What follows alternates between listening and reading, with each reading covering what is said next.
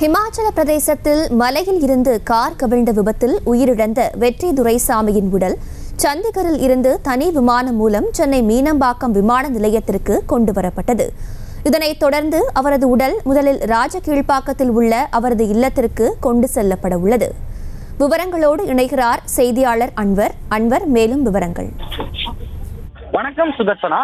இமாச்சல பிரதேசத்தில் கார் விபத்தில் மறைந்த வெற்றி துரைசாமி உடலானது சண்டிகரில் இருந்து தனி விமானம் மூலம் சென்னை மீனம்பாக்கம் விமான நிலையத்திற்கு கொண்டு வரப்பட்டுள்ளது. தற்பொழுது அவரது உடல் ஆனது முதலில் அவரது இல்லம் அமைந்துள்ள ராஜ கீழ்ப்பாக்கத்தில் அஞ்சலிக்காக வைக்கப்பட்டு அதனைத் தொடர்ந்து அங்கிருந்து அவரது உடல் இறுதி ஊர்வல வாகனத்தில் ஏற்றப்பட்டு சிஐடி நகரில் உள்ள அவரது இல்லத்தில் அஞ்சலிக்காக வைக்கப்பட்டு அதன் பின் தீநகர் கண்ணம்மாப்பேட்டை மயானத்தில் உடல் தகனம் செய்யப்பட உள்ளது.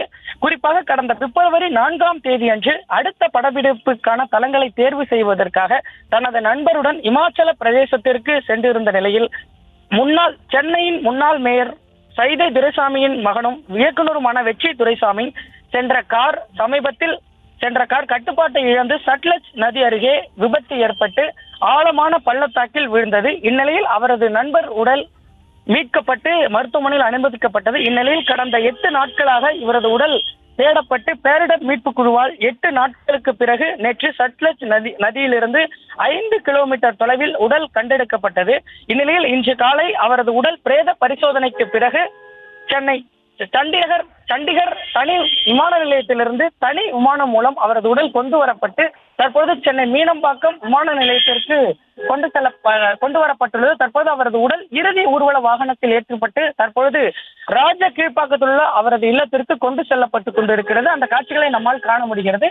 அங்கு அஞ்சலிக்காக வைக்கப்பட்டு அதனைத் தொடர்ந்து சிஐடி நகரில் உள்ள அவரது இல்லத்திற்கு கொண்டு செல்லப்பட்டு அங்கும் அஞ்சலிக்காக வைக்கப்பட்டு பின்பு இறுதி சடங்குகள் முடிக்கப்பட்டு பின்பு மீண்டும் அவரது உடல் இறுதி ஊர்வல வாகனத்தில் ஏற்றப்பட்டு தியாகராக நகரில் உள்ள கண்ணம்மாப்பேட்டை மயானத்தில் உடல் தகனம் செய்யப்பட உள்ளது. தற்போது சென்னை விமான நிலையத்திலிருந்து அவரது உடல் இறுதி ஊர்வல வாகனத்தில் ஏற்றப்பட்டு தற்போது ராஜ கீழ்ப்பாக்கத்திற்கு அவரது உடலானது கொண்டு செல்லப்பட்டு வருகிறது.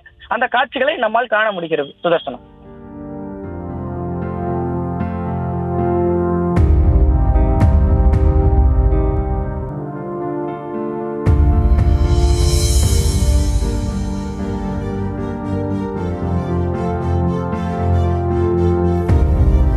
விவரங்களுக்கு நன்றி அன்வர். செய்திகளை உடனுக்குடனும் துல்லியமாகவும் தெரிந்து கொள்ள சப்ஸ்கிரைப் பண்ணுங்க.